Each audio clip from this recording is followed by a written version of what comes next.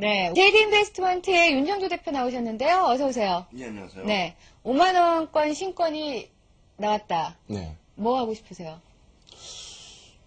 글쎄요, 나는 주말에 이제 워크숍을 가는데, 예. 좀 발표 잘한 부서, 예. 뭐 5만 원 넣어서 상금을 좀 주고 싶습니다. 아, 상금으로. 윤 대표님이 넉넉하신 것 같아요. 이렇게 주고 싶은 마음이 많으신 거 보면. 가진 건 없는데 좀 그렇습니다. 네, 저도 좀 주세요. 네. 자, 오늘 주식 닥터스 사연 주신 분은요, 이 신문과 방송 보시면서 주식을 한번 해보면 어떨까라는 생각에 시작을 하셨다고 해요. 올해 3월에 시작을 하셨다고 하고요. 또 마침 아는 분의 아드님이 증권사에 다녀서 또 이제 그분과 함께 하시는 것 같은데요. 전화 연결해서 자세한 내용을 좀 들어보도록 하겠습니다. 안녕하세요. 예, 안녕하세요. 네. 자, 오늘 시장이 별로 안 좋아요. 예, 이러면 예. 기분이 좀 안 좋으시죠? 예, 그렇습니다. 예, 주식하신 분들은요, 이 시장 상황에 따라서 기분이 좀 달라지시더라고요. 예, 예. 원래부터 이 주식에 관심이 있으셨어요? 그때 그냥 뭐 신문을 보면서 네. 그래 뭐 관심은 좀 가졌었는데 금년 3월 달쯤 해가지고 우연하게 이제 아는 사람의 아들을 만났어요. 네. 그러다 보니까 어디 근무하냐 그랬더니 증권사에 근무한 지가 한 10년 이상 됐다 그러더라고요. 그래서 이제 그렇게 만나가지고 좀 관심을 더 갖게 됐죠. 그러면 매매는 예. 어떻게 그분이랑 같이 상의를 해서 하시나요? 예, 뭐 저는 아직 그 내용을 잘 모르니까 예. 그 사람이 이제 전화를 줘요. 예. 어떠한 주식이 뭐 살만합니다 하고 전화를 주면은 그러면 알아서 해달라고 이제 이렇게 부탁을 하는 입장이죠. 그럼 현재까지 어떠세요? 수익이 좀 나셨어요? 예, 3월 달에 시작을 해가지고 한 몇 번 매매를 해서 한 10% 정도 수익은 봤어요. 10% 정도 수익이 나셨어요. 예. 예, 그러면은, 뭐 괜찮다라고도 할 수 있을 것 같은데요. 예. 그럼 일단, 제가 보기에는 지금 전화 주신 분께서 관여하시기보다는, 그 친구분의 아드님께서 거의 다 이제 알아서 하시는 상황이신 것 같은데요. 예. 어떤 종목이 그럼 궁금해서 전화하셨어요? 지금 현재 제가 산 것이, 대한해운이요. 대한해운이요? 예. 그걸 제가 6월 정확한 날짜는 모르겠는데 6월 10일경에 매입을 했어요. 예. 근데 그 74,000원에 매입을 했습니다. 네. 근데 요즘에 이제 제가 그 매입을 하고 나서는 계속 이렇게 그냥 내년막이에요. 그래서 그쵸. 이제 궁금하고 그래가지고 제가 이제 TV를 보다 보니까 한국경제 이 TV를 제가 많이 보고 있거든요. 네. 그래서 그 전화 상담하는 게 있어서 제가 이제 어제 제가 신청을 했습니다. 네. 그래서 전화를 드렸더니 오늘 이제 상담이 가능하다고 해가지고 이렇게 연결을 해주셔서 고맙습니다. 예. 이 대한해운과 함께 해운 업종에 대해서도 좀 궁금하다라고 말씀을 해주셨는데요. 네네. 이 대한해운에 들어간 비중, 투자하고 있는 금액에서 대한해운에는 어느 정도 비중으로 들어가 있나요? 100% 들어가 있어요. 100% 다. 예. 그럼 현금 비중은 따로 없으시고요. 예, 없습니다. 그럼 지금 주식 투자하시고 있는 자금은요? 어떤 성격인가요? 그냥 노후 자금으로다가 그냥 조금 가지고 있던 거죠. 노후 자금이시고요. 예. 그러면 이 노후 자금으로 마련된 재산이 5천만 원이 전부신가요? 아니면 다른 자금도 있으신가요? 없어요. 왜냐하면요, 노후자금 같은 거는 어떻게 보면 꼭 필요한 돈이잖아요. 그렇죠. 예, 그런 돈은 저희가 이제 상담해 드릴 때 웬만하면 주식에 모두 하라는 말씀을 잘 안 드리거든요. 예, 그러니까 안전자산도 좀 나눠서 하시라는 얘기를 드리는데, 네네. 지금 현재 그 노후자금이 거의 전부 다 주식에 들어가 있어서 한편으로는 좀 걱정이 되실 것 같아요. 예, 걱정이 좀 됩니다. 예, 저희가 이 대한해운과 함께 또 해운 업종에 대해서도 자세하게 말씀을 해드릴게요. 예, 근데 어제 방송에 얼핏 들었는데, 네. 해운업계가 좀 안 좋다는 그런 내용을 얼핏 들은 것 같아요. 네. 그래서 걱정이 더 많이 되거든요. 그래서 이제 어제 전화를 드렸었죠. 예, 좀 자세히 좀 상담해 주시고요. 네. 뭐 길게 봐서는 뭐 어차피 저는 이제 손해 갔으니까 예. 지금 나올 수는 없는 입장이고 네. 저 어느 정도까지 가면은 회복이 될 수 있는지 좀 자세히 좀 말씀 좀 해주시죠. 예, 알겠습니다. 전화 주셔서 감사합니다. 예, 고맙습니다. 예. 예. 자, 지금, 전화 주신 분이 일단은 본인께서 직접 하시는 건 아니고요. 네. 예, 증권사 직원과 함께, 뭐, 아는 분의 아드님과 함께 하고 계신데, 5천만 원 전부를 다 하고 계시네요, 노후자금. 좀 걱정되는데요. 예. 그러니까 일단 100% 기준에서 움직임을 가지고 가신다는 거는 뭐 상당히 리스크가 있고요. 그렇죠, 예. 그리고 이제 뭐 아는 분의 자제분이 증권사 직원이시라고 말씀을 해주셨는데, 아마도 조언을 해주셨겠죠. 이제 대한해운이 뭐 좋다 이렇게 조언을 해주셨을 텐데, 그렇죠. 그 부분에 대해서 이제 그 판단의 선택, 좋다고 말씀을 해주시니까 거기에 100%를 들어가야겠다. 이건 굉장히 좀 무리수가 따른다 이렇게 말씀을 드리겠어요. 네, 그런 것 같아요. 그래서 일단은 뭐 제가 판단할 때는 예. 전체 노후 자금의 또 100%를 주식에 투자하고 계시기 때문에 네. 그렇다면 지금 뭐 다행스럽게도 10% 수익이 나신 구간이기 때문에요. 일정 부분은 이제 좀 인출을 하셔서 네. 가지고 가셔야 될 것 같습니다. 예.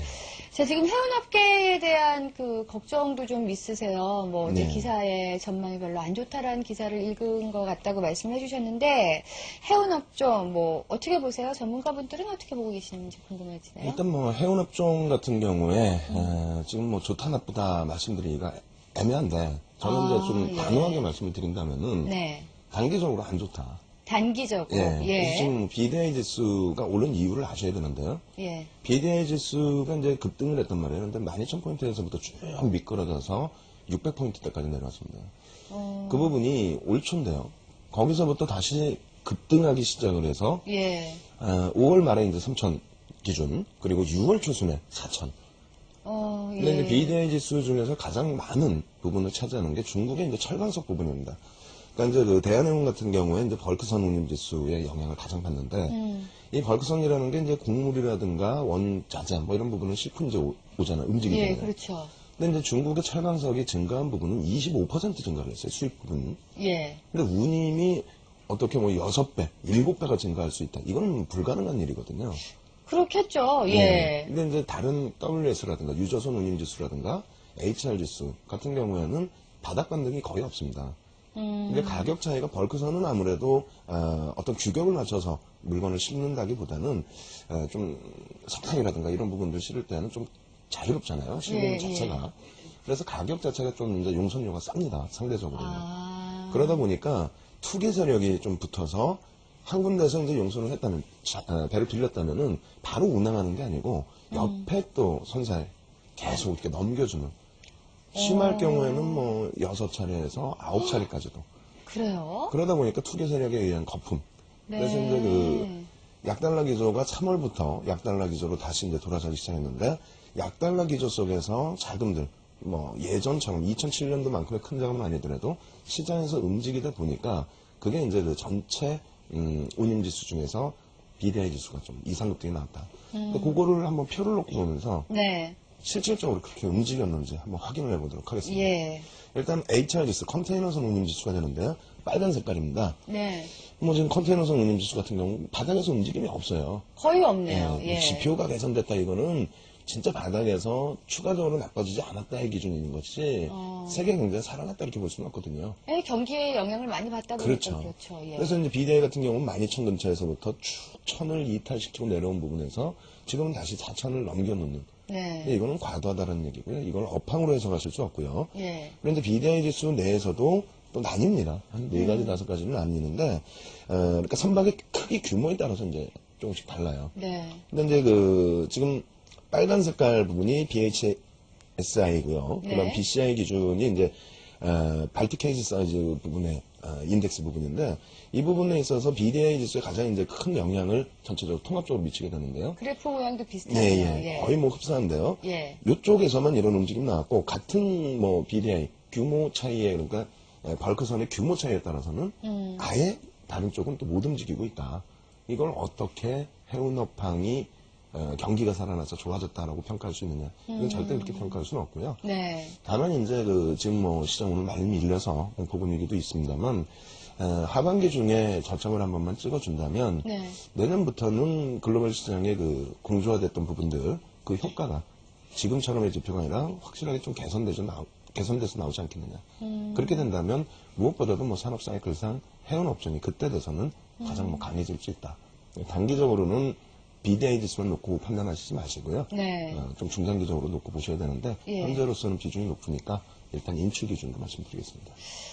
네, 시장 상황 윤정도 대표와 함께 얘기를 좀 해보겠는데요. 지금 현재 코스피 지수 2.5% 정도의 하락세 보여지고 있고요. 코스닥도 역시 2.5%, 네, 2.3% 정도의 하락세 보여지고 있습니다. 자, 버티다 조금씩 흘러내리고 있는 지수를 보니까 좀 불안해요. 예. 일단 뭐 글로벌 증시 전체가 21선은 다 이탈이 돼 있는 상태고요. 대부분. 예. 그리고 뭐 61선까지 지금 내려와 있는 상태인데 만약에 이제 그 다우 쪽 같은 경우에도 지난주 같은 경우에는 경제 지표들이 사실상 굉장히 긍정적으로 나왔거든요. 네. 긍정적으로 나왔습니다만 최근 기준에서의 긍정적이고 장기물로 봤을 때는 뭐 여전히 바닥에서 침체되어 있는 상태죠. 그러니까 낙폭이 더 악화되지는 않을 것이다라는 내용을 가지고 올려놓은 반등 이 부분이 지표가 좀 더 크게 개선이 되든가 아니면 이제 뭐 다음 달부터 본격적으로 어닝 시즌에 돌입하게 되는데 네. 그런 부분에 이제 모멘텀을 가져가든가. 근데 지금은 지난주에도 이제 뭐 미국 증시 보신 것처럼 재료가 있음에도 불구하고 예전 그 수준이기 때문에 탄력을 주지는 못했단 말이에요. 네. 그러다 이제 결국은 뭐 어제 기준에서 또 미끄러졌는데 일단은 오늘부터 해서 또 미국 쪽에 지표들 상당히 또 확인을 하셔야 됩니다. 일단 그 미국 지표들 일정부터 한번 보면서 설명을 드리겠습니다. 네. 미국 지표 그 차트 놓고 보시게 되면요. 네. 오늘 저녁부터 해서 리치몬드 이제 제조업 지수 나오고요. 그다음 기존 주택 매매 그리고 FHFA 주택 가격 지수 뭐 이렇게 쭉 나오게 되는데요.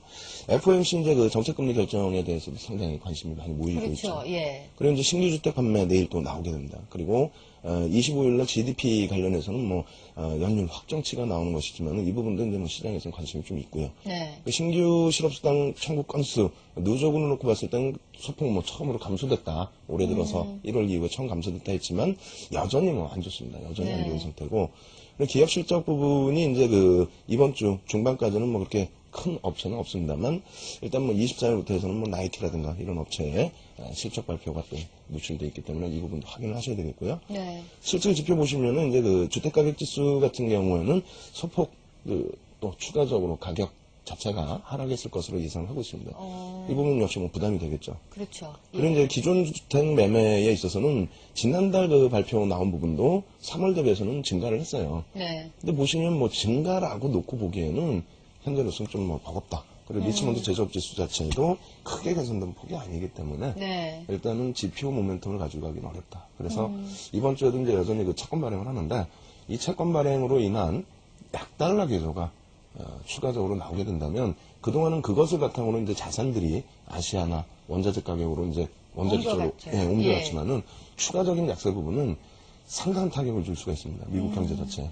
그래서 그러한 부분도 조금씩 더 체크를 해봐야 될 것 같습니다. 네. 여전히 보수적인 전략.